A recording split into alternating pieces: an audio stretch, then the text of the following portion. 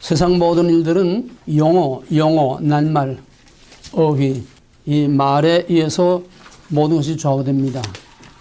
똑같은 단어, 똑같은 용어도 누가 어떤 목적으로 어떻게 사용하느냐, 다시 말하면은 그 말의 내용과 그릇에 무엇을 담아서 쓰느냐, 그것이 거기에 따라서 전혀 의미와 뜻이 달라집니다. 누가 어떤 목적으로 쓰느냐, 말 속에 씨가 있다고 그래요. 대화를 할 때 저 사람이 그 말을 하는데 그 말 속에 숨은 의도가 뭐냐, 그거를 캐치하지 못하면은 그걸 말귀를 못 알아듣는다고 그래요. 말귀를 못 알아듣는다고 그래. 센스가 빠른 사람은 벌써 동하면 서로 딱 내짚습니다. 아, 저 사람이 지금 무슨 말을 하려고 하고 있구나. 벌써 동하면 서 딱 내짚어요. 센스 빠른 사람들은. 근데 멍청한 사람들은 그래서 말하면 말하는 그대로 고지식하게 들으니까 사기꾼한테 걸려 넘어가고 쏟고 넘어가는 겁니다. 인간은 말하는 동물입니다. 인간 삶에서 제일 중요하고 사람의 생사와 운명을 좌우하는 것이 말에서 좌우돼요. 말 한마디에 살고 죽습니다.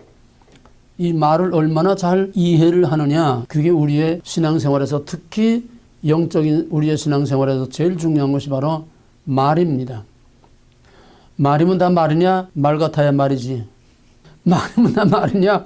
말 같아야 말하지. 그 말이 어떤 말이냐, 그걸 정확하게 구별을 해야 됩니다.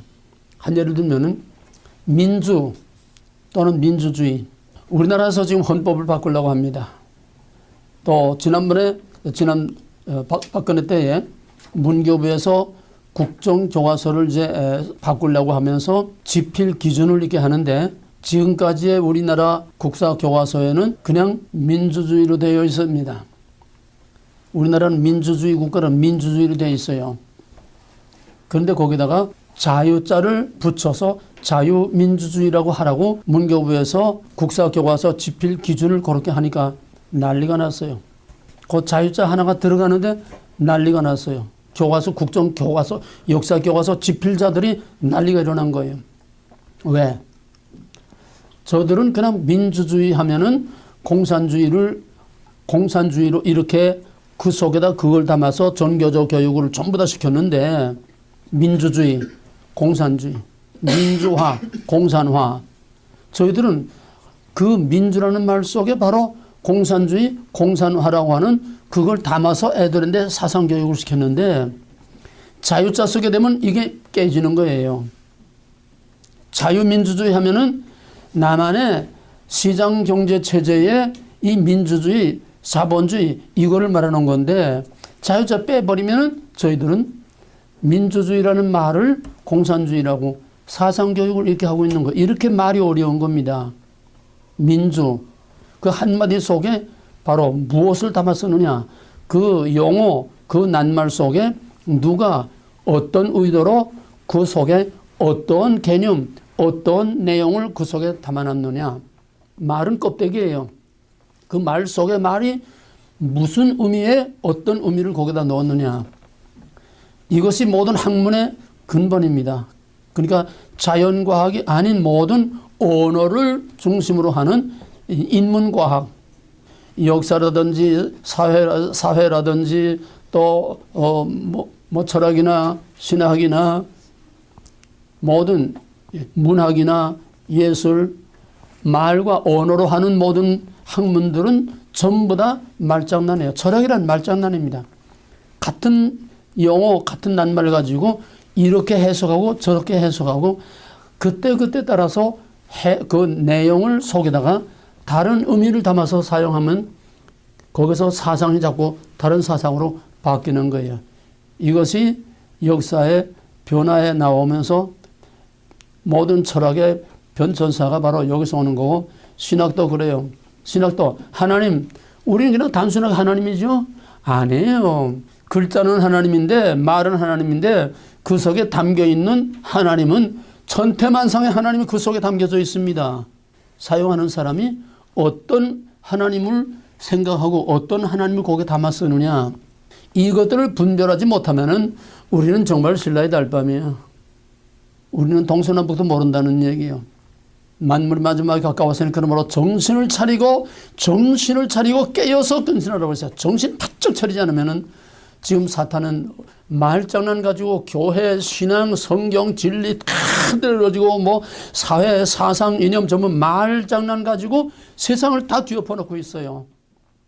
이 말을 똑바로 구별 못하면은 우리는 쥐도새도 모르게 어디로 가는지도 모르게 그냥 끌려가고 마는 겁니다. 우리 신학 또 성경, 우리 신앙생활에서 더말할 것 없이 말 한마디 살고 죽는 하는 그것이 여기에 담겨 있는 겁니다. 그만큼 용어가 중요한 겁니다.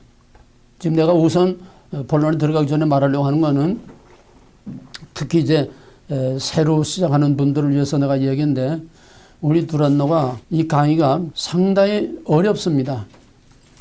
여러분이 들을 때는 알 것 같으면서도 사실은 그 의미가 첫째는 용어가 어려워요. 왜? 신학적인 전문 용어들을 쓰기 때문에 교회 설교와는 다릅니다. 교회 설교는 생활언어로 쓰지만은 여기는 학문적인 전문 용어를 많이 쓰기 때문에 또 왜? 10마디, 20마디 할 거를 한 단어 속에 딱 묶은 그런 전문 용어를 사용하니까 이것이 익숙해질 때까지는 최소한 2년 이상 걸려야 그 용어의 개념이 어느 정도 희미하게 이제 들어오기 시작합니다. 그만큼 용어를 이해하는 데에 상당한 시간이 많이 걸릴 만큼 용어를 이해하는 게 상당히 어렵습니다. 그래서 강의 듣는 게 상당히 어렵습니다. 그 다음에는 말은 한국말인데 그 말의 의미를 캐치하는 게 상당히 어려워요. 말 자체가 어려워요. 왜? 이거는 전문적인 신학적인 표현이기 때문에 그만큼 말이 어렵습니다. 설교는 그냥 느낌으로 그냥 들으면 돼요. 설교 이해 못할 말은 거의 없어요. 다 여러분의 생활 설교를 하기 때문에. 그러나 여기는 가장 핵심적인 그런 본질들을 얘기하기 때문에 그만큼 낱말이 어렵고 또 말 자체가 이해하기가 어렵습니다. 왜냐하면은 여기는 성경 공부하는 데가 아니고 여러분이 일반적으로 교회에서 생각하는 그런 성경 공부 아니고 여기서는 성경의 원리, 즉 계시자이신 하나님이 이 성경을 주실 때에 어떤 의도와 목적을 가지고 여기다가 무슨 의미를 여기다가 담아 놓았냐. 사람의 시각에서 보는 성경이 아니고 사람이 해석하는 성경이 아니고 계시자이신 하나님의 관점에서 하나님의 그 눈으로 성경을 보는 이 훈련을 하는 의식을 바꾸는 겁니다. 사람이 성경을 보는 게 아니라 하나님 성경을 주신 하나님의 그 눈과 하나님의 관심과 하나님의 그 생각으로 그 성경을 본다는 거예요. 이건 완전히 판을 바꾸는 겁니다. 이게 제일 어려운 거예요. 뭐냐? 의식을 바꾸는 거예요. 의식을 바꾸는 거예요. 학생들이 입시 공부에 그냥 정신없이 매달리다가 대학에 딱 들어가면 허탈해져요. 공황을 느낍니다. 공황. 너무 입시에만 그냥 집중해서 매달려서 그냥 정신없다가 일단 대학에 딱 들어가게 되면 할 일이 없어지고 허탈해지고 공황 상태가 옵니다. 이것을 이용해서 소위 동아리들이 서로 잡아가지고 저희 동아리 활동을 하면 여기에 들어가는 것이 정북 좌파 주사파 세력들이 지금 임종석이가 바로 그거예요.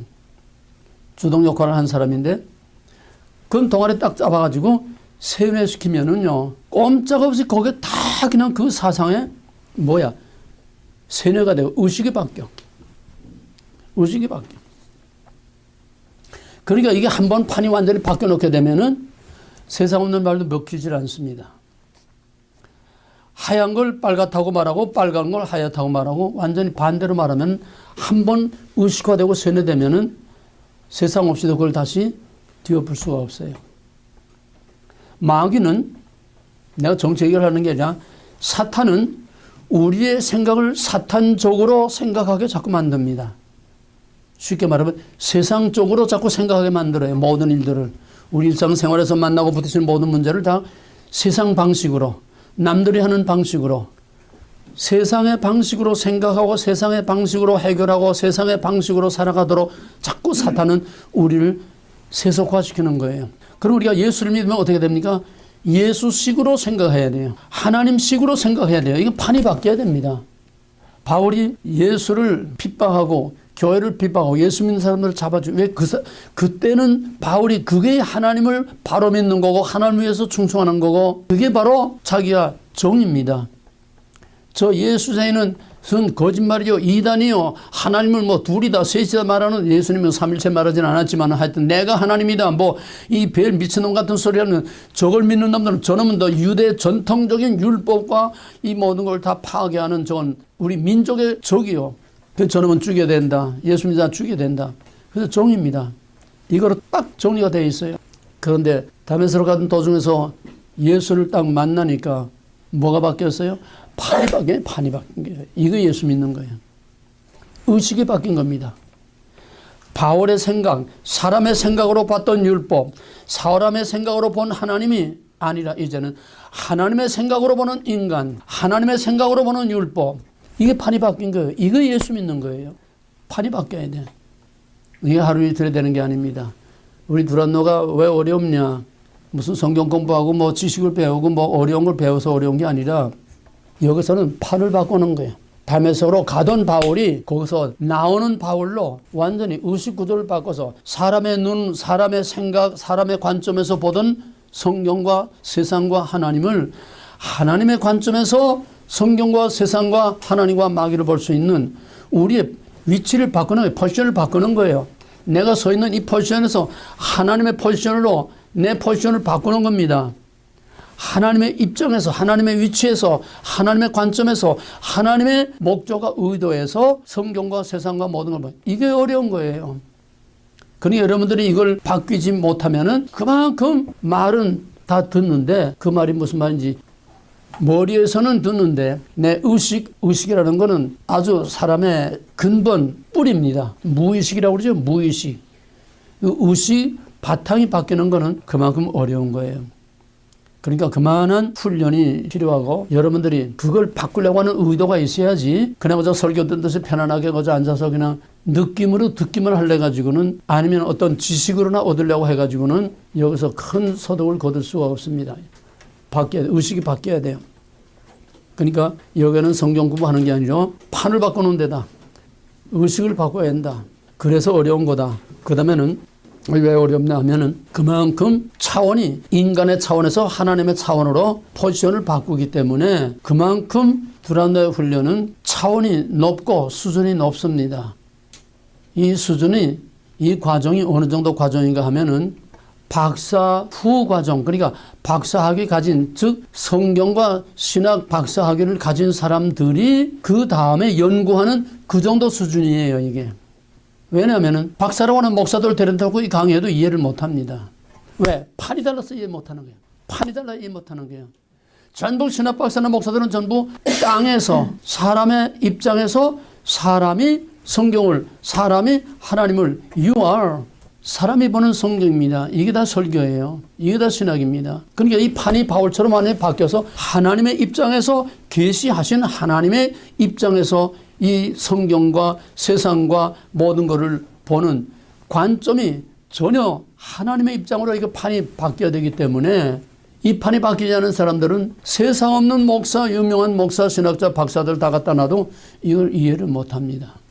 판이 바뀌어야 돼요. 그러니까 이거는 수준이 대학원 수준 정도가 아니고 박사 후 과정의 연구 과정입니다. 그래서 연구원이에요. 여기는 연구원. 이 수준이 연구원이라는 이 수준이 바로 그걸 말해주는 겁니다. 연구원이라는 건 그 수준을 말하는 거예요. 어떤 사람들 왜 신학교를 안 하냐? 신학교가 아니에요. 여기는 신학교 위에 신학교 위에 신학교 위에 맨 마지막 코스로서 하는 연구원입니다. 그만큼 수준이 높으니까 여러분들이 그만큼 어렵습니다. 교회에서 설교, 교회에서 성경 공부 아무리 많이 했어도 전혀 여기는 판이 틀려요. 그러니까 그만큼 여러분들이 프라이드를 가지고 또 그런 기대를 가지고 여기에 투자를 하시기 바랍니다. 그 다음에 여기서 발견하기 좀 어려운 문제 중에 하나는 나는 배타적이고 부정적인 말을 많이 합니다.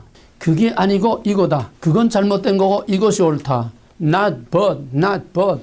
아닌 것과 긴 거. 가짜와 진짜. 이걸 아주 첨예하게 대립을 시켜서 확실하게 칼로부터 자르시 확실하게 딱 갈라줍니다.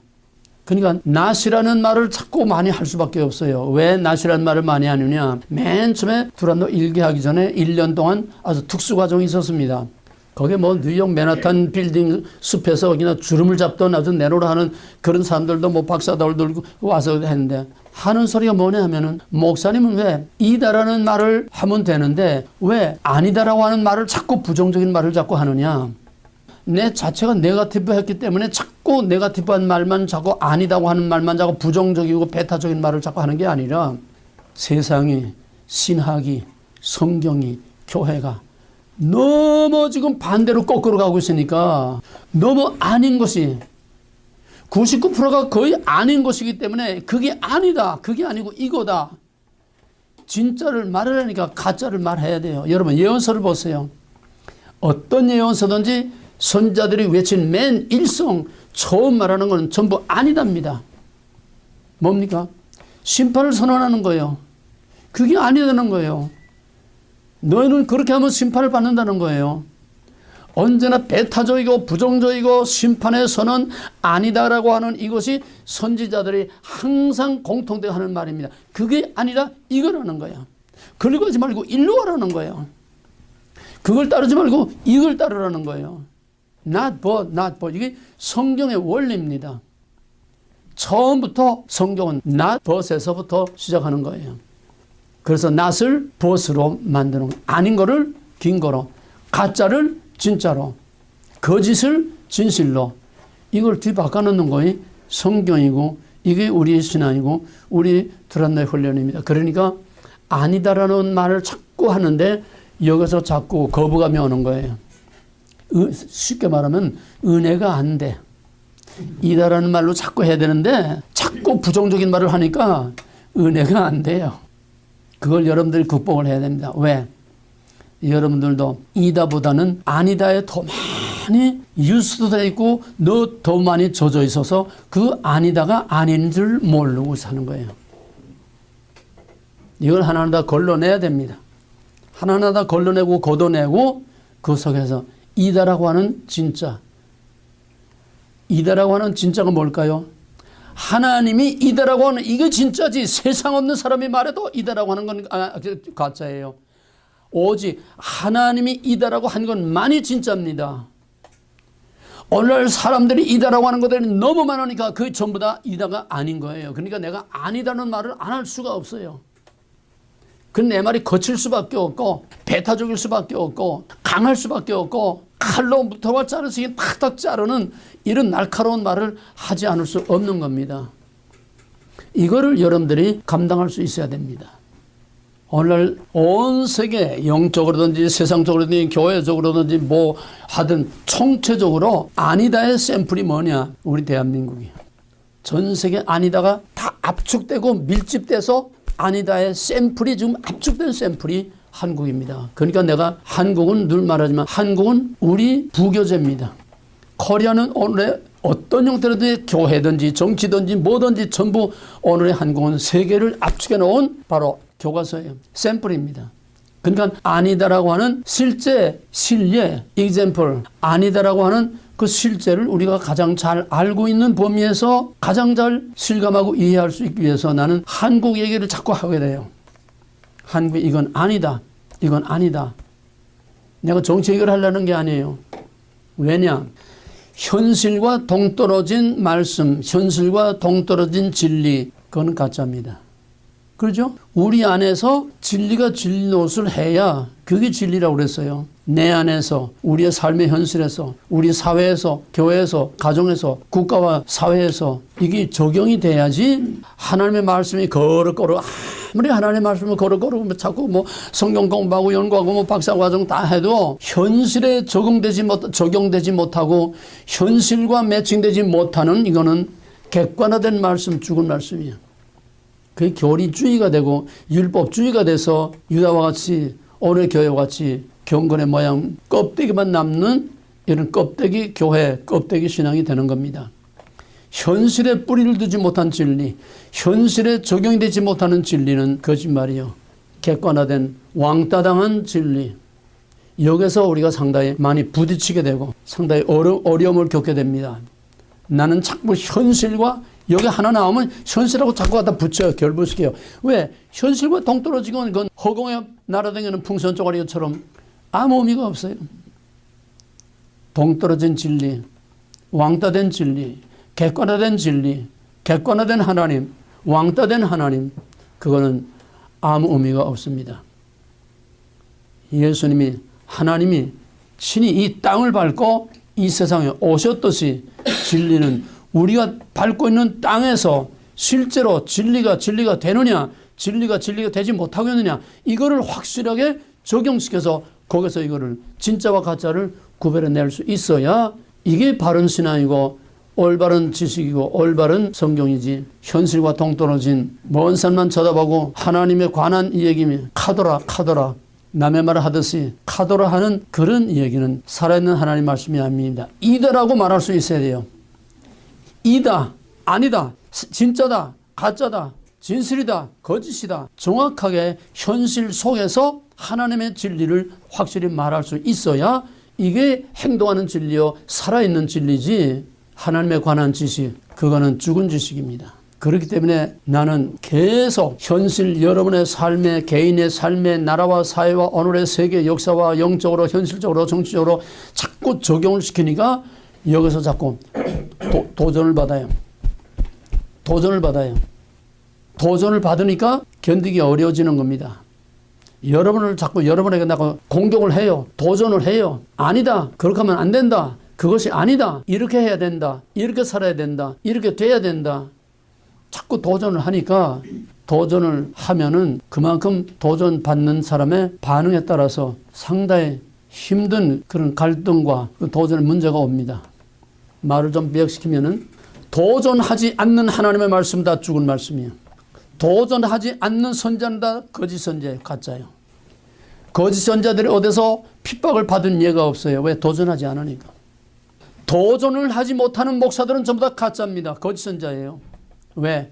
선자들이 그랬고 예수님이 그랬고 사도들이 그랬고 복음이란 뭐예요? 사탄의 세력들에 대한 도전이 이게 복음이에요. 해결하 천국이 갖고 왔느니라. 그게 아니다. 이거다. 그러고 하면 안 된다. 일로 와야 된다. 그게 너희 왕이 아니다. 여기 너희 왕이 있다. 도전이에요. 복음이란 강력한 도전입니다. 도전을 하니까 도전을 받는 거예요. 도전하지 않으면 도전 안 받아. 그러니까 하나님의 말씀을 외쳐도 아멘하고 그 앞에 엎드려 꼬꾸라지고 회개하는 역사가 일어나든지 액셉트 받아들이는 역사가 일어나든지 아니면은 돌이 날아오는 역사가 일어나든지 적극적인 반응, 가든 부든 예수든 너든 적극적인 반응이 전혀 없다면 그건 죽은 말씀이에요. 하나님 말씀이 아니야. 하나님 말씀은 살아있고 생명력 있고 골수를 찌르고 쪼개는 도전하는 운동력이 있다고 그랬어요. 파워가 있다고 그랬어요. 도전하는 파워가 있다고 그랬어요. 도전하면 도전 받습니다. 도전하면 돌이 날아옵니다. 비난이 날아옵니다. 그러니까 목사들이 무서워서 도전을 못하는 거예요. 건드리지 못하는 거예요. 아이고 이 말 했다가는 아무 장래, 이 말 했다가 어느 집사 화가닥 뒤집히겠다. 이 말 했다가 어느 집사 끼어나가겠다. 그냥 쉬쉬하고 도전할까봐 무서워서 도전할 말거리를 그냥 하나도 두지 않고서 좋은 말만 자꾸 듣기 좋은 말만. 이게 오늘의 목회. 이 장돌배 사기꾼들이지. 이게 하나님의 종이요.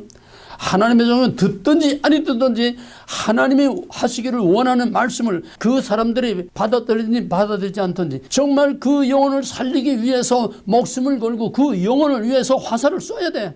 말씀에 화살을 쏴야 돼. 하나님의 권위로 도전을 해야 돼. 도전하지 못하는 거는 전부 다 죽은 거짓 선자예요. 가짜들이에요. 근데 여러분들은 교회 도전 받으러 가는 게 아니라 도전을 안 받으러 가는 거예요. 웰빙, 어떻게 하면 편안하게 듣기 좋은 소리, 편안한 소리, 해피한 소리. 가짜입니다. 도전하지 못하는, 도전하지 않는, 도전이 없는 진리와 말씀은 그거는 전부 다 쓰레기요, 가짜요. 좀 더 심하게 말하면 사기. 하나님의 이름을 빙자한 사기를 치는 겁니다. 자기 비즈니스를 하기 위한 사기를 치는 거예요. 말씀 자체가 도전입니다. 왜 예수가 죽었습니까? 도전하니까 죽은 거예요. 진리가 진리 아니고가 부딪히니까 도전을 받는 거고 도전하니까 도전 받는 거예요. 이 독사의 자식들아. 거짓에 그건 거짓이다. 이게 진실이다. 진실을 말하니까 예수를 죽인 거예요. 선자도 그렇고 사도들도 그렇고 교회 전원 역사 안에서 진실을 말하고 도전하는 자들을 절대로 마귀들은 가만두지 않습니다. 그러니까 도전하고 도전받고 이것이 하나님의 종들이 가는 길이고 우리는 다 스타일이 다르고 방법이 다르고 자기 하는 삶의 모든 현장이 다르죠. 시츄에이션이 다르지만은 나름대로 우리는 다 도전하며 살아야 돼. 마귀의 세력과 가짜와 위선과 거짓에 도전하면서 살아야 돼. 남을 비판하고 비난만 하라는 말이 아니라 진실을 가지고 어두운 밤을 밝히려는 거예요. 어둠의 세력, 어둠의 권세를 횃불을 들고 그 어둠을 가르고 나가라는 거예요. 이게 도전이야. 거짓과 위선과 불의가 판을 치는 속에 정의의 횃불을 들고 과감하게 나가라는 거예요. 도전하지 못하는 것은 도전 받을까 봐 무서워서 대세와 영합하고 군중에 영합해서 일신상의 자기 안일과 평화를 추구하고 자기 이득을 취하려고 하는 전형적인 거짓 선지자들이 군중과 영합해서 해야 할 말을 하지 않고 저들이 듣기를 원하는 말을 하는 겁니다. 말 나온 김에 이건 적어놓으세요. 하나님이 보낸 참 종은 진짜와 가짜입니다. 하나님이 보낸 진짜 하나님이 보내심을 받은 참종은 첫째, 말할 수 없는 상황에서 둘째로 듣기를 원치 않는 사람들에게 듣기를 원치 않는 말을 하는 것이 이 진짜 하나님의 보내심을 받은 진짜 종이에요. 진짜 하나님 말씀을 전하는 종입니다. 말할 수 없는 상황에서 듣기를 원치 않는 사람들에게 듣기를 원치 않는 말을 하는 거, 이게 진짜 하나님의 보내심을 받은 종이요 진짜 하나님의 말씀입니다. 그럼 요거를 그대로 반대로 뒤집어 보세요. 그러면은 가짜는 말할 수 있는 상황에서 말하기 좋은 상황에서 듣기를 원하는 사람들에게 듣기 좋은 말을 하는 거. 듣기를 원하는 말을 해주는 거. 이게 교회예요. 아니면 우리가 해봐요. 여러분들이 왜 이 교회 왔다 저 교회 왔다 합니까? 자기가 듣기를 원하는 말을 들으려고 하니까 이 교회 왔다 저 교회 왔다 하는 거 아니에요? 뭐 그거 하나는 아니지만은 또 어떤 경우에는 듣기를 원하는 말을 들을 수 없으니까 영적으로 귀가라고 갈급해서 그러기도 하고, 그건 좋은 돈 나쁜 돈 다 있습니다. 오래 목사들은 자기 비즈니스에 조금이라도 손해가 가지 않으려고, 한 사람이라도 떨어지지 않게 하려고 무서워서 도전을 못해요. 해야 할 말이라는 건 하나님이 하기를 원하는 말씀 말하는 거예요. 그래서 not but이라고는 이것 때문에 두란노를 끝까지 배견하지 못하고 튕겨나가는 사람들이 많습니다. 자꾸 네거티브하게 도전하니까 자꾸 편하게 말하면 은혜가 되지 못하고, 왜? 자꾸 도전을 받으니까 그게 감당하기 어려워서 결국 튕겨나가는 거예요. 이 도전을 받아내기 위해서는 맷집이 좋아져야 돼. 맷집을 길러야 돼. 맷집. 먼저 얘기해서요. 그 다음에는 여기는 지식에 전달하는 데가 아니라 이미 말했듯이 판을 바꾸는 거다. 뭐냐 하면 나는 여러분에게 지식을 전달하는 교수도 아니고 학자도 아니고 목사도 아니고 이래라 저래라는 도덕적인 교훈을 하는 사람도 아니고, 나는 여러분의 영혼 하나하나에 내가 목숨을 거는 겁니다. 여러분의 영혼 하나에 목숨을 거는 거예요. 그것 때문에 내가 이 목이 다 나가도록 이렇게 외치는 겁니다. 신학교나 대학 교수들은 그냥 자기 할 말하고 뛰고 나가서 마지막 시험 치고 점수만 내주면 자기 할을 하는 거예요. 듣든지 안 듣든지 이게 장사꾼 아니에요? 내가 여기 목숨을 걸고 왜 싫다는 소리를 해가고 왜 미움을 받아가면서 여기서 이런 힘든 얘기를 하느냐. 여러분, 영혼 하나하나를 치유하고 싸매고 고치고 죽은 영혼을 살려서 정말 펄펄 뛰는 폭포를 뛰어 올라가는 세이몬과 같이 그런 펄펄 살아 뛰는 여러분의 강력한 영혼으로 길러내기 위해서, 여러분의 영혼을 살려내기 위해서 내가 여기 목숨을 거는 거예요. 여기는 지식을 전달하는 데가 아닙니다.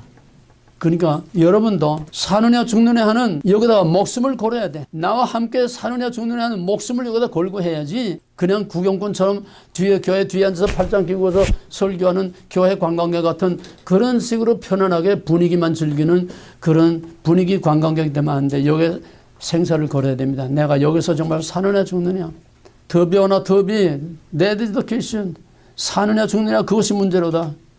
하나님이 원하는 사람이 되느냐, 더비 되느냐, 이게 중요한 거지.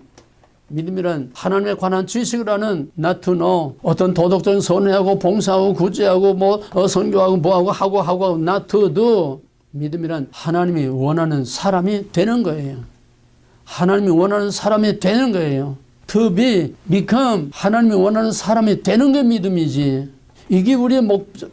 이게 하나님이 우리에게 두신 목적. 내가 하나님을 이용해서 내가 위로받고 내가 어떤 카타르시스 정화작용 하나님을 통해서 교회 가서 기분이 좀 전환하고 이게 아니에요. 기독교는 종교가 아닙니다. 기독교는 판을 깨고 기존의 내 판을 깨고 하나님이 부어주시는 새로운 판으로 리프레시 되고 리크레이션 되고 여기서 정말 재창조되는 번역하는 이게 복음이요. 하나님이 원하는 사람으로 바울처럼 판이 바뀌고 하나님이 원하는 사람으로 새로운 생명으로 태어나는 것이 이게 바로 복음이에요.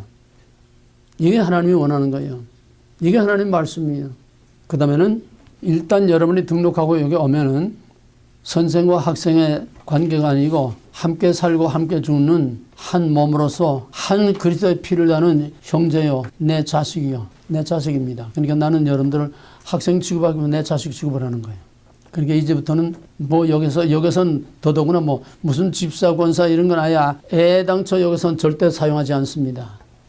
성다 떼버리고 그냥 이름만 불러요. 이름 남님아 어색하지? 응? 영선아 요즘 군화에 어디 가서 영선아 누가 불러 자기 친구나 엄마 아니면은 왜 그러냐? 여러분과 나와는 갭이 없는 한 피를 나누는 이런 릴레이션십이 이루어져야 되는 거예요. 어떤 격식, 체면, 어떤 그런 위선 이런 거 가지고 갭을 두면 안 돼. 함께 살고 함께 주는 한 피 받은 피부치 같이 내가 그렇게 사랑을 쏟아 붓습니다. 때로는 야단도 치고 이게 다 여러분을 내 생명을 다 바쳐서 여러분을 죽도록 사랑하기 때문에는 다 사랑하기 때문에 거칠고 야단치고 구박하고 전부 이렇게 나오는 다 사랑 때문인 줄 아시기 바랍니다. 그 다음에 지난번에 등록한 세 사람 내가 전화번호 올리고 카톡에 떠서 이제 원드라이브 우리 강의한 거 원드라이브에 올린 거를 링크를 이제 웹사이트를 보내줬는데 한 사람밖에 응답이 없어요. 카톡을 안 본다는 얘기야. 카톡을 안 한다는 얘기야. 우리의 커뮤니케이션의 도구는 카톡입니다. 왜? 일주일에 한 번 만나는 게 아니에요. 일주일 내내 우리는 서로 교류하고 교감 가지고 또 내가 강의한 거를 원드라이브에 올려놓고 여러분한테 내가 카톡으로 사이트를 보내줘요. 웹사이트를 보내줘요. 이메일도 보냈지만 이메일은 뭐게 자주 안 보잖아. 카톡을 항상 이제 스마트폰을 가지고 다니니까. 그러면은 언제 어디서나 거기 웹사이트를 클릭하면은 바로 쉽게 강의실로 들어갑니다. 여기에 강의한 파일들 거기다 떠요. 5개가 지금 떠 있어요. 그럼 거기에서 그거를 클릭해서 자기 스마트폰에다가 다운을 받아놔야 돼. 거기서 직접 들으려면 안 돼요. 그 와이어러스 될 때밖에 안 나오고 또 와이어러스 안 되는 데는 인터넷 그 비용이 나갈 수가 있어요. 그러니까 자기 원드라이브에 거기서 다운받아서 자기 스마트폰에 그걸 세이브해 놓게 되면은 언제 어디서든 항상 들을 수가 있어. 이걸 활용하지 않고는 들어도 공부 못합니다. 여기 강의 한 번만 들어가지고는 절대로 안 돼요. 일주일 내내 들어야 돼요. 외울 거 외워야 되고 또 자꾸 들어서 이거를 유스도 해야 됩니다. 분위기에서 또 그 모든 말의 흐름 속에서 이해가 되다는데 자꾸 들어서 자꾸 익숙하게 해야 돼요. 익숙하게. 내가 이 강의 한 번 하기 위해서도 이렇게 공부를 합니다. 이렇게 공부를 하고 또 내가 지금 9기니까 10기니까 이제 10번째 하는 거 아니에요? 꼭 같은 강의 10번 하는 거 아니에요 지금? 내가 교재 만들어서 내가 한 것도 이 강의 하기 위해서는 6기에서 강의한 거, 7기에서 강의한 거, 8기에서 강의한 거 다 이거를 또 듣고 자꾸 들어서 전체적으로 내 안에 푹 절어서 내 안에 그림이 이루어져야 내가 강의하는 거예요. 근데 여러분 한 번 듣고 뭐가 남아요? 한 번 듣고 저 오레곤에서 4년 동안 꼬박꼬박 왔던 서울법대 나온 목사님이 있었는데 그 양반은 워크맨 그때 테이프 때니까 워크맨 차고 어디 가든지 하여튼 일주일 내내 워크맨 차는데 평균 최소한 한 번 강의를 일주일 동안에 20번을 듣는다고 그랬어. 이건 투자한 것만큼 자기가 걷어갑니다. 투자하지 않고 여기 와서 그저 생통으로 와가지고 1시간 여기 강의 듣는 거 가지고는 여러분에게 남는 게 없어요. 왜? 여기는 너무 퀄리티가 진하기 때문에, 엑기스가 너무 진하기 때문에, 또 너무 갑자기 어려운 말들을 많이 하기 때문에 이거 자꾸 들어서 듣고 또 듣고 들으면 알죠. 돌아서면 남는 게 없어요. 다 잊어먹고. 계속 이걸 자꾸 들어서 이게 앙금이 가라앉듯이 세이브되어 들어가야 돼. 자꾸 세이브 쌓여 나가야 됩니다. 한 번 듣고 할래가 좀 도저히 따라갈 수가 없어요. 왜? 시간마다 아주 헤비급, 정말 중량급, 중요한 것들이 그냥 계속 쌓여 나가는데 이걸 그때그때 충분히 이해하고 소화시켜서 쌓아 올라가지 않고는 날마다 새 것이 나오는데, 시간마다 새 것이 나오는데 그걸 감당할 수 없어요. 시간 가봐야, 과정 가봐야 남는 게 없습니다. 남는 게 없다는 건 여러분에게 변화가 없다는 거예요. 여러분의 성장이 없다는 거예요. 그러니까 부지런히 듣고 또 카톡으로 항상 나하고 커뮤니케이션을 할 수 있도록 나와의 인간관계를 맺으라는 얘기예요. 인간관계. 그 다음에 4년이라는 것이 부담스러워서 엄두도 못 낸 사람이 있는데, 사기생 중에 그런 사람이 있어요. 맨 처음 오리엔테이션하고 이게 이제 4년 걸린다 하니까, 야, 이게야 정말 한번 해볼 만한 거다. 뭔 소리인지 알겠어요? 4년을 해야 한다니까 이게야말로 한번 해볼 만한 거다 이거예요. 4년 한다니까 겁이 나서 아이고 나는 못하겠는데 떨어져 나가는 사람 있는가 하면은 4년을 한다니까 여기선 정말 이거 하나 하면 뭔가 뿌리가 빠지겠구나. 꽃 같은 것도 어떻게 생각하고 받아들이냐에 따라서 이런 차이가 나는 거예요. 4년 하기 때문에 한번 도전해 볼 만하다. 그만한 가치가 있다. 이거 하고 일회성 그냥 반짝하고 몇 마디 하고 넘어가는 세미나 이게 아니라 이건 근본적으로 뭔가 한번 판을 바꾸는 그런 충분한 가치가 있다 해서 그래서 드란노를 했다는 사람이 있어요. 또 이것 때문에 겁이 나서 드란노를 못하고 떨어져 나간 사람도 오리엔테이션 처음 과정에 그런 사람들 수도 없이 많고 한번 도전해 보기 바랍니다. 카이로스. 여러분은 이미 카이로스의 꼬리를 잡았어요. 카이로스 꼬리를 잡아서 이제는 그 카이로스가 계속 시간마다 새로운 카이로스라고 하는 엄청난 하나님의 은혜를 여기서 낚아채야 됩니다. 그리고 이 과정이 다 끝나고 원하는 사람들은 신학과정 한 코로 하면은 이거 전부 다 신학교 학점으로 다 올라갈 수, 신학교 학점으로 트랜스퍼가 됩니다. 그럼 이걸 다 신학교 댕긴 거로 성적표를 그대로 다 받아주고 그 다음에 추가로 몇 과목 더 이제 추가하면은 드란노를 졸업한 것으로 신학교 졸업장을 줍니다. 그건 내가 주는 게 아니에요. 신학교에서 주는 거죠. 그러니까 한번 꼭 신학교가 목표가 아니더라도 여러분들이 정말 마지막까지 끝까지 꼬리내서 승리할 수 있기를 바랍니다. 자, 그럼 오늘은 성경 중에 제일 중요한 거, 오늘 오리엔테이션 서론이 너무 길어져서 좀 안 됐지만은 오늘 시간 가는 데까지 하고 이건 어차피 다음 시간 다음 주제까지 연결이 돼야 됩니다. 아까 이제 맨 처음에 영어가 중요한 말을 조금 했는데 그 중에서 오늘 다룰 제목은 구속과 구원. 구속과 구원 어떻게 다르냐. 예, 오늘 구멍을 양쪽으로 보게 뚫렸어요. 양쪽으로 보게 구멍을 뚫렸으니까 양쪽으로 펴놓고 들으세요. 특히 구원과 구속과 구원의 보충, 그 보충 자료에 집중해서 들으시기 바랍니다. 자, 이제부터 좀 속도를 내겠어요. 왜 구원이 필요한가? 그거는 첫째로 왜 구원이 필요한가 그 말은 구원이란 무엇인가 하는 말과 마찬가지예요. 구원이란 뭐냐? 왜 구원이 필요하냐? 성경은 모든 인간은 즉 아담에게서 태어난 모든 인간은 다 죄인이라고 하는 절대적인 전제에서 출발합니다. 이게 성경의 인간관입니다. 모든 인간은 죄인이다. 왜? 여기 선악을 알게 하는 동산 중앙에 있는 나무 선악을 알게 하는 나무 열매를 먹지 말라. 먹는 날에는 정령 죽으리라. 죽음을 걸고 한 언약입니다. 고대 언약은 다 저주 언약입니다. 먹는 날에는 죽으리라. 죽음을 걸고 한 언약이에요. 근데 그 언약을 깨서 그러니까 죽어야 돼. 그러면 아담에게서 낳은 자들은 다 죽어야 돼. 그러면 하나님이 창조해놓고 전부 다 죽이기만 하면 인간 창조가 헛된 것이 되고 하나님 날마다 인간을 만들고 죽이고 그 다음에는 모든 아담의 후손들은 다 죄인이라는 겁니다. 왜? 범죄한 아담의 후손은 자동적으로 다 죄인이 됩니다. 죄의 삭은 사망이라 먹는 날은 정령 죽으리라. 그 죄를 지음으로 모든 사람에게 죽음이었으니 로마서 5장 12절 한 사람의 범죄로 모든 사람에게 죄가 미치고 모든 사람이 죄인 되었으므로 모든 사람에게 죽음이 이르렀다. 한 사람의 원리입니다. 성경은 한 사람의 원리 이걸 대표성의 원리라고 합니다. 오늘 중요한 용어들이 많이 나옵니다. 거기 까만 코딩으로 한 거 특별히 여러분들이 그걸 깊이 새겨야 됩니다. 앞으로 계속 사용하는 중요한 용어니까. 대표성의 원리. 즉 아담이 죄인이므로 아담은 우리의 대표입니다. 그러므로 아담의 모든 후손은 다 아담을 따라서 죄인으로 태어납니다. 자기가 선을 행하고 안 하고 상관없이 자기의 행위와 상관없이 아담의 후손은 다 죄인으로 태어납니다. 아담이라는 말은 무슨 말이냐? people, 사람이란 말이에요. 아담이라는 말은 두 가지입니다. 하나는 그때 하나밖에 없으니까 그 개인의 고유명사, 개인의 이름이에요. 맨 처음 창조된 그 남자의 이름이 아담입니다. 동시에 그 아담이라는 말은 아담에게서 태어날 모든 사람을 총칭하는 집합명사입니다. 집합명사. 개. 그러면 지금 여기 살아는 그 개만 아니라 앞으로 그 개가 개에게서 태어날 모든 것도 다 개예요. 개에게서 나온 건 개입니다. 소에서 나온 건 소입니다. 뱀이 나온 건 뱀입니다.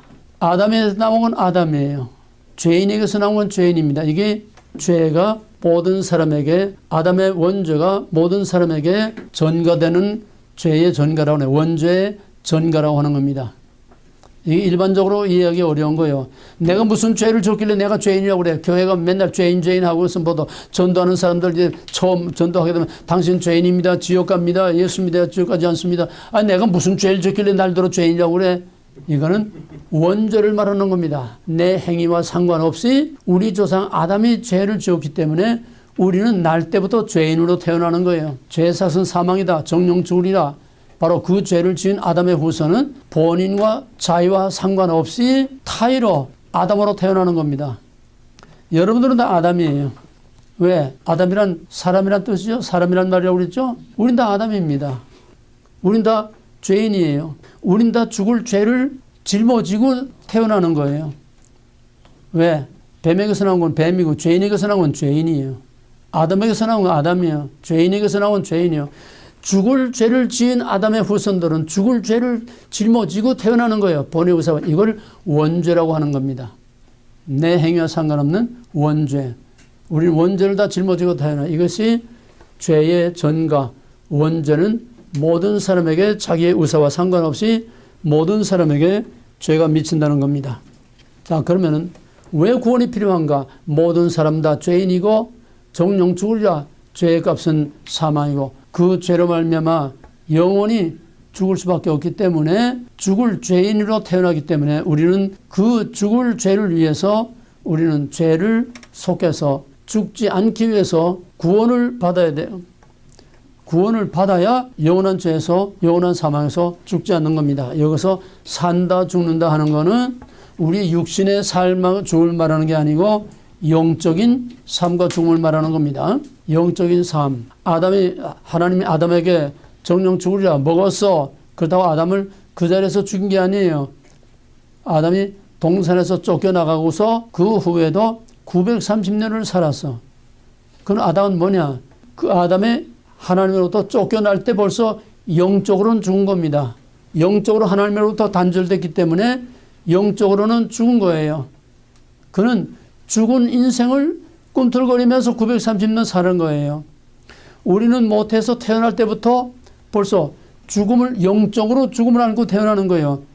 육신은 꿈틀거리고 살고 있지만은 우리는 살아봤댔자 우리는 죽은 생명이야. 뭐가 같아하면 하나님으로부터 단절된, 우리는 전부 하나님에서 쫓겨난 아담의 후손입니다. 예? 우리는 하나님 쫓겨나서 하나님 밖에서 태어났어요. 하나님 밖에서 죽은 운명으로 태어났어요. 왜? 아담이 하나님께 쫓겨났으니까. 우리 에덴 동산에서 태어난 게 아니에요. 쫓겨나고 나서 태어난 거니까 우리는 이미 추방당한 인간으로 태어나는 거예요. 하나님으로부터 단절된, 하나님으로부터 동떨어진 영적으로 죽은 상태에서 태어나는 거예요. 이 영적인 죽음을 말하는 겁니다. 지금. 그러니까 영적으로 죽으면은 우리의 육신도 영원히 죽을 수밖에 없고 우리 영원히 하나님과 격리된 지옥에서 살 수밖에 없어요. 그러므로 죄와 사망 때문에 우리는 여기서 구원을 받아야 돼. 그러면은 구원을 받는다는 게 뭐냐? 첫째로 좁은 의미의 구원이 있습니다.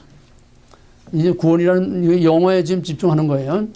구원이라는 첫째로 좁은 의미의 구원. 좁은 의미의 구원은 뭐냐? 그걸 영적인 구원인데 좁은 의미의 구원은 영적으로 구원받는 걸 말하는 거예요. 그거를 우리는 구속이라고 말하는 겁니다. 구속. 우리가 아담의 후손으로 본인의 의사와 상관없이 우리가 다 원죄를 안고 태어나서 죽을 운명을 가지고 태어났는데 이 문제를 어떻게 해결하느냐? 고대 언약은 다 저주 언약이에요. 먹는다는 정령 죽으리라. 생명은 생명으로, 죽음은 죽음으로. 창세기 9장 5절 6절에서 너는 모든 짐승을 피째 먹지 말라. 피는 생명이다. 그 다음에 뭐라고 하냐면 만일 사람이나 짐승이 사람을 죽이면은 반드시 그 피값을 찾겠다. 죽음의 값을 찾겠다는 거예요. 죽음에는 죽음으로 대가를 치러야 되고 피는 피로 생명은 생명으로 대가를 치러야 된다는 거예요. 이게 하나님의 준엄한 법입니다. 먹지 말라 정령 죽으리라. 여기서부터 시작된 하나님의 율법의 뿌리요. 하나님의 준엄한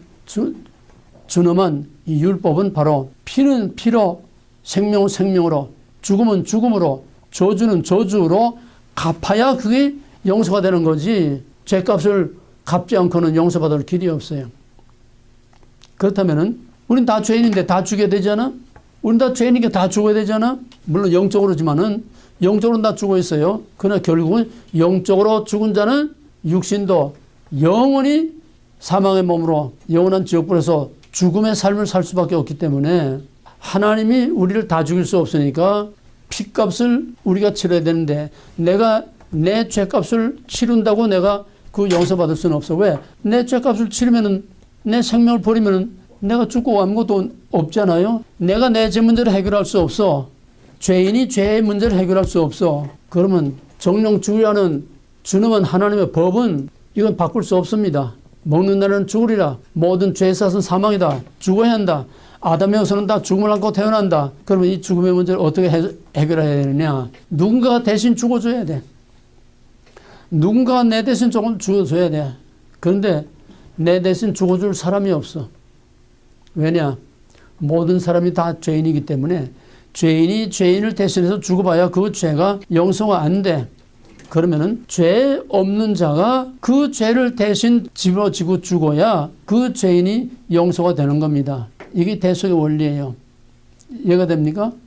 그러면 죄 없는 인간이 누굽니까? 죄 없는 인간은 하나님이 사람으로 오신 예수 그리스도 하나님의 아들밖에 없어요. 그러니까 예수를 믿지 않고는 구원받을 수 없다고 하는 것은 예수님이 우리 죄를 대신해서 우리 죽음을 대신해서 죽었고 우리가 받을 저주를 대신 받고 십자가에서 매달려서 저주의 죽음을 했기 때문에 우리는 우리의 죽음의 값을 예수님이 대신 치러줬어. 그래서 우리는 그 예수를 믿음으로 예수와 함께 죽은 곳으로 간주가 되는 겁니다. 이해가 되겠어요? 예수를 믿음으로 예수가 내 대신 죽음으로써 내가 그를 믿는다는 것은 예수 안에서 내가 영적으로 예수와 함께 죽은 곳으로 하나님이 간주해서 우리 죄값을 치른 거야 되는 거예요. 내가 치른 게 아니라 예수 안에서 예수를 믿음으로 예수 안에서 내가 죄의 형벌, 죽음의 형벌을 치른 것이 되는 겁니다. 이것이 원죄를 사함받는 거. 이거를 우리가 흔히 구원이라고 하는데 이 구원은 영적인 구원이지 육체 구원을 말하는 게 아니에요. 우리는 아직 육체 구원 못 받았어요. 영적으로만 구원을 받은 겁니다. 이렇게 해서 영적으로 구원을 받아서 우리의 죄를 우리는 여전히 영적으로 구원받았다고 해서 예수 믿고 구원받았다고 해서 예수는 우리 대신 다 죄를 짊어지고 죽었다고 해서 우리 죄가 없어진 건 아닙니다. 우리 죄가 없어지는 게 아니에요. 원죄가 없어지는 게 아니에요. 이걸 잘 이해를 해야 됩니다.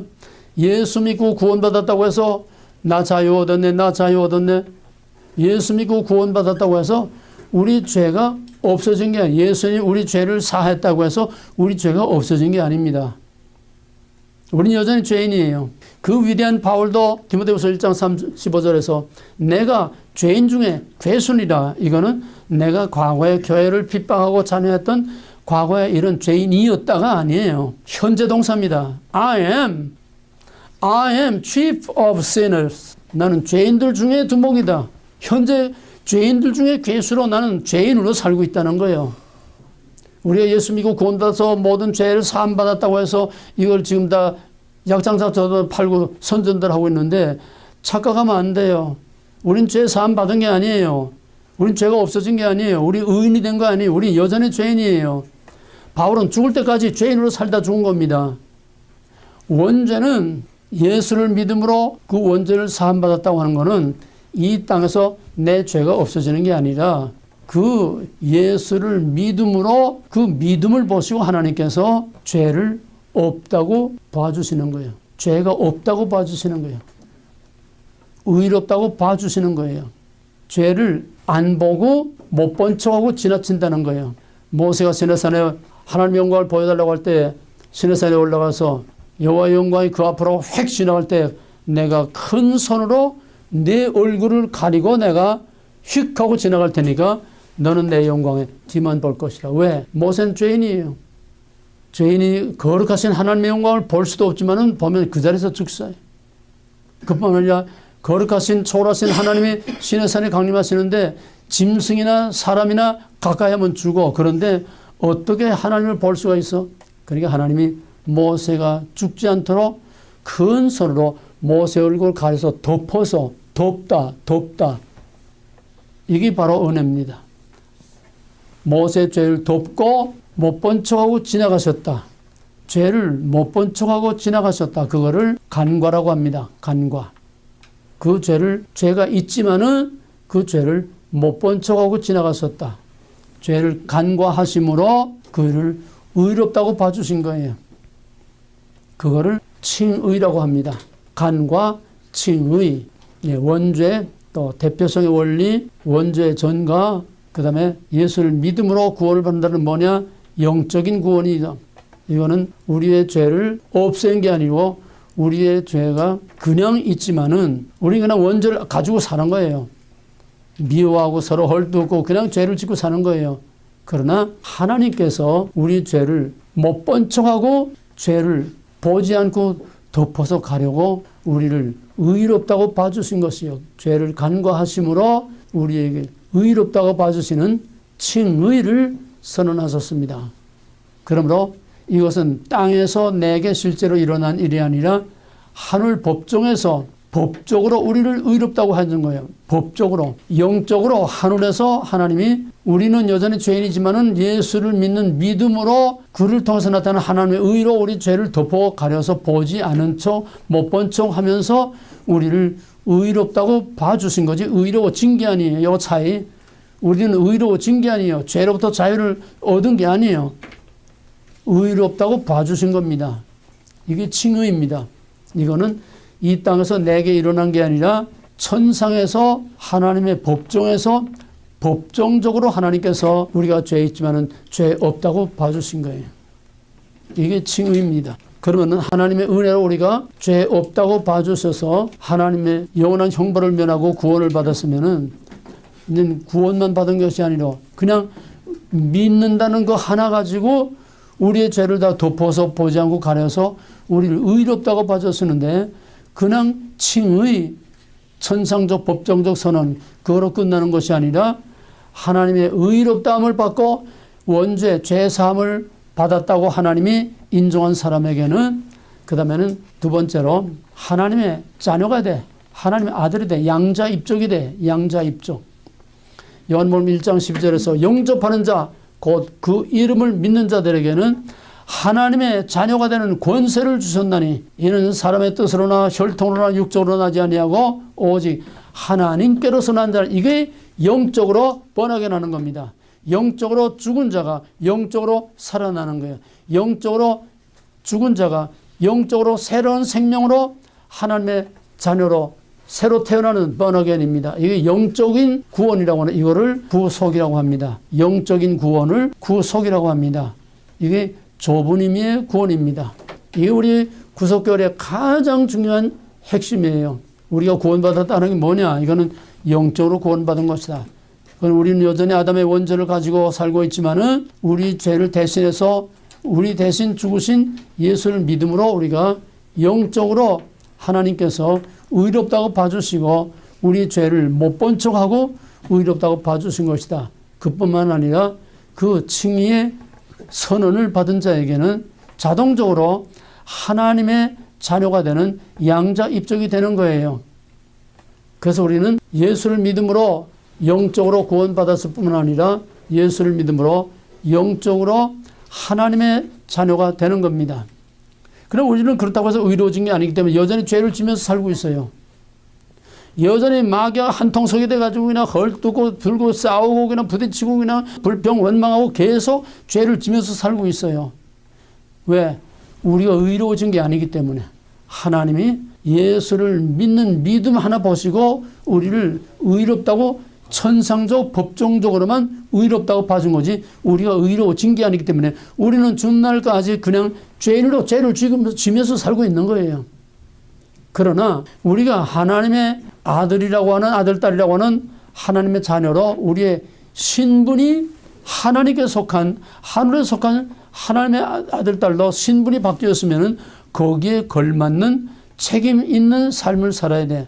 거기에 걸맞는 책임이 따른다는 거예요. 책임.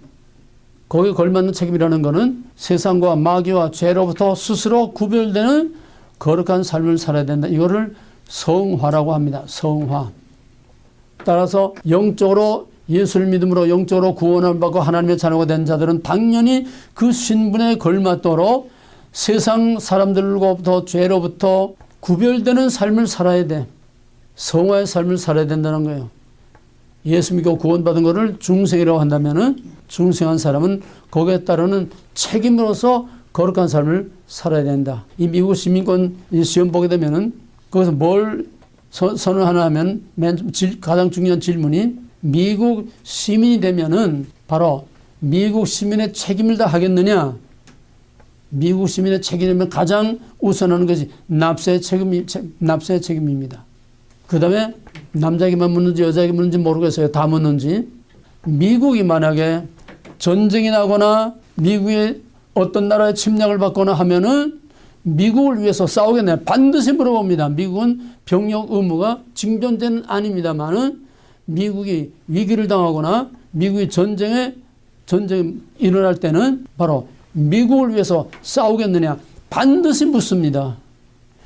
미국 시민이 되면 미국 시민으로서의 책임을 감당하겠느냐 이 말이에요. 근데 우리 한국 사람들은 책임은 뒷전으로 밀어놓고 권리만 요구하는 권리. 이게 한국 사람의 특징이에요. 권리만 요구하고 책임은 싫어. 그러면은 미국에 들어올 때는 그 아들이나 형제나 누가 재정보증을 꼭 씁니다. 재정보증은 이 사람의 경제 생활에 대해서는 내가 책임지겠습니다. 이거예요. 근데 미국 일단 들어오게 되면 그 재정보증은 아무 소용이 없어. 왜? 미국 들어오면 이 나이 든 부모들은 전부 엄청난 돈을 가지고 있으면서 미국에다 집도 사고 다면 아들, 딸 이름으로 다 집도 사고 자동차도 좋은 자동 다 아들, 딸 이름으로 다 하고 자기는 무일푼 아무것도 없는 거 해가지고 SSI를 타먹어요. 세상 사람들이야 그렇다 치지. 이 늙은 목사들이 왜 이 짓을 합니까? 권리라면은 한국 사람들은 악처까지 찾아먹어. 책임이라고 하면 뒤로 쑥 빠져. 책임이 가장 큰 책임 뭐냐? 투표입니다. 그건 투표보다도 권리예요. 당연한 시민의 권리인데 미국의 소수민족 치고 한국 커뮤니티처럼 투표율이 낮은 민족이 없어요. 투표율이 제일 낮아. 자, 권리는 다 찾아먹어. 이 노인들은요. 약값이 보통 평균 잡아서 약값이 한 달에 2,000불 내지 3,000불 약을 타다 먹습니다. 한 달치 소화제 한 병이 900불이에요. 소화제 한 달치가 900불짜리야. 이 약, 저 약 지금 노인들 70대, 80대 되면 보통 7가지, 10가지 약을 먹습니다. 병원에 또 노인들은 한 달에 한 번씩 또 매달 또 가서 또 정기 검진을 해요. 한 번 가면 200불이에요. 그거뿐이에요? 병원에 한 번 들어갔다. 가서 뭐 CT 촬영을 한다. 무슨 MRI 촬영을 한다 하게 되면 몇만 불 붕붕 나가. 뭐 수술했다 하게 되면 그냥 몇만 불 퍽퍽퍽 그냥 나가요. 이 보험 없는 사람은 그냥 집안채 홀로 날아가는 건 금방이야. 가서 큰 수술하고 뭐 하게 되면 끝까지 10만 불, 20만 불 홀로 날아가요. 무서워요. 미국의 의료비가 워낙 비싸니까. 그런데 이 노인들은 엄청난 미국의 돈을 몇십만 불씩 그냥 막 먹고 한 달 평균 보통 노인 간호 있잖아. 왜? 노인 간호 하게 되면은 노인은 그 혼자서 보통 3,000불, 5,000불을 매달 까먹습니다. 미국 정부 돈을 먹어요. 그러면 간병이 오게 되면 간병이 2,000불 또 나가죠. 노인 한 사람이 5,000불, 10,000불씩 한 달에 매달 나가. 그렇게 권리를 다 찾아내면서 미국을 위한 책임은 전혀 안 진다는 거예요. 노인들 일어나니까 세금이 없겠지만은 투표를 해야 되잖아. 미국 시민이 돼가지고 미국 국가도 모르는 한국 커뮤니티 무슨 식을 하게 되면은 한국 국가하고 미국 국가가 부르네. 한국 국가는 다 불러. 미국 국가 부르면 아무도 못 불러. 미국 국가는 독창이 나와서 합니다. 이게 미국 시민이에요? 우리 신앙생활은 하나님의 자녀가 되고 우리의 죄사함을 받은 의롭다 인정을 받고 하나님의 자녀가 되는, 그러면 하나님의 자녀의 권리만이 아니라 책임이 따라와야 됩니다. 책임 있는 삶을 살아야 됩니다. 근데 우리는 책임을 다 져버리고 그저 복 그냥 권리만 요구하고 있어요. 은혜, 사랑, 그저 자기를 그냥 케어주고 돌보기만 요구하고 있어요. 마지막 한 가지만 더 하고 끝나겠습니다. 그럼 우리가 구원받았다는 건 무슨 구원? 영적 구원. 무슨 구원? 영적 구원. 다 대답하세요. 무슨 구원? 영적 구원. 그건 어디서 일어난 거예요? 천상. 어디서? 천상적 법적. 칭의 천상적 법정적 선언입니다. 천상적 법정적 선언은 첫째, 의롭다고 인정해주는 죄를 없다고 봐주시는 칭의의 선언이요. 빵빵빵. 살인범인데 분명히 살인범인데 재판관이 무죄 빵빵 때렸다는 이게 칭의입니다. 그 다음에 칭의의 선언을 받으면은 자동적으로 어떻게 돼? 책임. 하나님의 자식 되는. 하나님의 자녀로 입양되는 양자, 하나님의 양자로 승격이 돼. 신분이 승격이 돼. 이건 영적인 보증입니다. 그러나 우리가 구원받았다는 영적인 구원이에요. 우리의 육체가 구원받았어요? 못 받았어요? 못 받았어요. 그 증거가 뭐예요? 우리 육신이 구원받았어요? 못 받았어요? 못 받았어요. 우리 육신이 구원받았다 하면은, 우리 육신까지 구원받았다고 하면은 우리 육신은 죽지 않아야 돼. 병도 들지 말아야 돼. 교통사고가 나서 툭툭 털고 일어나. 총 맞아도 벌떡 일어나야 돼. 게임하는 것 같이. 우리 육신은 아직 구원을 못 받았습니다. 구원을 누리지 못하고 있어요. 그럼 뭐냐? 우리 육신은 언제 구원받아요? 죄인. 주님 오실 때에 부활 때. 부활 때에 다시는 병들지 않고 늙지 않고 썩지 않고 죽지 않을 몸으로 변화되는 그때에 우리의 육신의 구원이 확실히 됩니다. 우리가 구원받았다는 영적으로 천상적으로만 받은 거예요.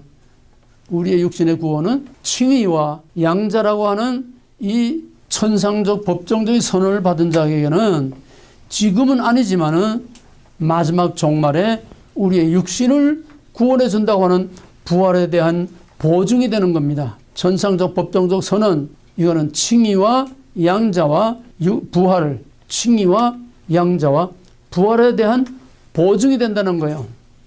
이건 천상의 법정적으로 만든 게 이 땅에서 우리는 몰라. 우리에게 어떤 아무것도 변화가 없어. 우리의 육신의 구원은 영적으로는 우리가 구원받았지만 육신적으로 우리의 실생활에서 이 세상에 사는 모든 삶에서는 우리는 구원을 누리지 못하고 있어요. 그럼 우리에게는 어떤 도움이 되느냐? 영적으로 구원받고 영적으로 하나님의 자녀가 된 자들에게는 종말에 육신의 구원의 보장이 될 뿐만 아니라 부분적으로 불완전하지만은 종말에 나타날 또 하나님의 자녀라고 하는 거기에 따르는 신분에 따르는 하나님의 보증의 한 그림자로서 이 땅에서 육신의 구원도 부분적으로 누릴 수 있습니다. 육신의 구원을 부분적으로 누릴 수 있어요. 왜냐? 내가 지금 한국 나이로 85세, 85살인데 하나님 내 육신의 구원을 지금 보장해 주고 있습니다. 왜? 85살이면은 지병, 뭔가 병을 다 가지고 있어요. 성인병, 고혈압이든지 당뇨병이든지 몸에 병을 가지고 있어요. 나는 내 몸에 병을 가지고 있잖아. 무슨 검사해도 다 깨끗합니다. 내시경 검사, 대장암 검사 다 해도 다 깨끗해요. 혈압 없어요. 당 없어요. 다 깨끗해요. 몇 달 전에 피 검사하니까 이제 피가 깨끗하대. 콜레스테롤 약 먹을 필요가 없대. 피가 깨끗하대. 하나님의 육신의 구원의 보장을 내가 지금 완전하지 않지만 부분적으로 누리고 있습니다. 내가 1997년 처음 이제 목사에서 대관령 이제 가다가 자세히 얘기 못 하겠어요. 우리 부목사가 운전하다가 대관령 가기 전에 진부라고 하는 또 큰 고개가 있어요. 거기서 차가 굴렀는데 길바닥에서 두 번 바까닥 봉고 찼다. 바까닥. 그것은 낭떠러지 거기에 6바퀴를 그냥 따가닥 떨어졌어. 차는 그냥 쥐었다 놓은 쥐쪼리처럼 되었고, 내가 지금 척추가 3개가 나갔습니다. 그때 척추가 3개가 나갔어요. 완전히 그냥 짓눌려져가지고. 척추 2개는 완전히 50%. 40일 동안 병원에 입원하면서 항생제 하나 안 썼고, 약 하나 안 먹고, 딱 한 가지 먹었는데 소화제만 먹었어요. 왜? 발에 추를 매달아가지고, 2다리 추를 매달아가지고, 그냥 꼼짝 못하고 이러고 그냥 두루노만 있으니까, 판대기 깔고 두루노만 있으니까, 예비어제 소화제만 아무것도 주사 한 대 안 맞고, 약 하나 안 맞고, 항생제 한 번 안 맞고, 아니, 그런 병원이 어디가 있어요? 40일 동안 그냥 그러다가 나와서. 주치의가 이거는, 그러니까 아침마다 이제 의사가 해진하잖아요. 그 주치의가 주렁주렁 달고 이제 해진하잖아요. 해진하면 나한테 와서 하는 게 없어. 다리 들어보래. 왜? 이거는 100% 신경마비가 오는 거니까 다리 들어보래. 들어봐. 발가락에 그래. 발가락. 그냥 나가. 척추가 나가면은 3대가 척추가 나는데 디스크만 돼도 마비가 오는데 척추가 3대가 그 중에 2개가 완전히 짜버려서 50%가 되는 척추는 살아나지 않습니다. 척추는 눈처럼 한번 밟으면 그대로 그냥 되지 살아나지 않아요. 근데 나는 지금 엑서사이즈, LA 피트니스 가서 이런 운동도 하고 심한 운동만 못하지 다 하고 오늘까지 내가 건강하게 살고 있어요. 육체의 구원에 대한 보증을 부분적으로 받고 있는 겁니다. 그러나 궁극적으로는 그래도 언젠가 병들어 죽어요. 왜? 육체의 구원은 마지막 주님 오실 때에 부활체로 완전히 변화돼야 그때 육체의 구원을 완전히 누리게 되는 것이고 다시는 병들지 않고 늙지 않고 죽지 않는 영원한 최고의 상태로 영원히 하나님과 함께 살 수 있는 거다. 자, 다시 정리합니다. 우리가 왜 구원이 필요하냐? 우리는 다 죽을 수밖에 없는 죄인이기 때문에 구원이 필요하다. 그럼 어떻게 되느냐? 죄인이 죄인을 살릴 길이 없고 내가 나를 살릴 길이 없어. 구원은 내 스스로 받을 수 없고 남이 구원할 수 없어. 왜? 정령 죽으리라.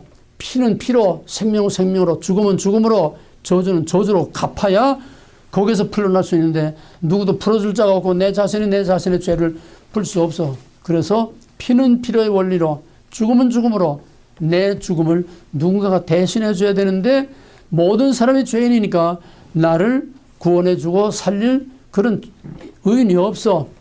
그래서 죄 없는 예수 그리스도만이 내 죄를 대신해서 죽음으로 내를 영원한 사망에서 살릴 수가 있는 것이다. 그래서 예수를 믿음으로만 구원을 얻는 것이다.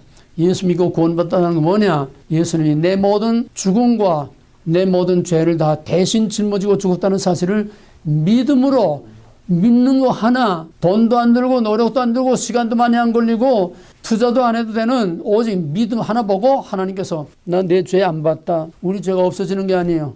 나 내 죄 안 봤다. 너 죄 없다고 내가 빵빵 때려주마. 칭의. 동시에 너는 이제 마귀의 자식이 아니라 죽을 사망의 자식이 아니라 너는 나와 함께 영원히 살 my children 하나님의 자녀가 되는 신분의 보장을 주시고 따라서 지금은 여전히 죄 가운데 원죄를 짊어지고 살지만은 주님 오실 때에 다시는 죽지 않을 병들고 늙지 않을 육체 완전한 예수님과 같은 신적인 그런 육체로 육체가 구원받을 것이다.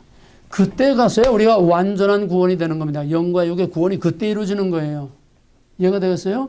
지금 구원이라는 것은 영적으로만 천상적으로만 받은 구원이지 우리가 그 구원을 지금 누리고 있지 못하다는 거. 다만 우리의 모든 일상생활에서나 우리의 육신에서나 부분적으로는 우리가 하나님의 자녀라 하는 하나님의 자녀의 권세를 믿은 대로 믿은 만큼 우리가 누리며 살 수 있어요. 자기의 믿음 하나님을 얼마나 믿고 의지하고 맡기느냐. 아까 내가 손가락으로 구멍을 맞아서 5,500마일을 고장난 차를 타고 갔다 왔다 그랬잖아. 믿음으로 보장을 누릴 수 있어. 믿는 만큼. 이건 여러분에게 달린 겁니다. 이제 구원이란 뭐냐? 영적인 구원이다. 육체의 구원은 종말에 부활 때 완성되는 것이고 우리의 영적인 구원은 우리에게는 아무 변화가 없어. 우리는 여전히 죄인으로 살고 있어. 그러나 하나님의 자녀가 된 자는 거기에 합당한 거룩한 삶을 살아야 되고 하나님을 나의 왕 나의 하나님으로 전적으로 의지하고 높이고 순종하고 하나님을 기쁘시게 하면은 불완전하지만은 이 땅에서 하나님의 자녀의 권세를 누리고 하나님의 구원의 보장을 누리며 살 수 있다. 이런 실제적인 삶을 사는 것이 진짜 구원받은 하나님의 자녀의 삶을 사는 거예요.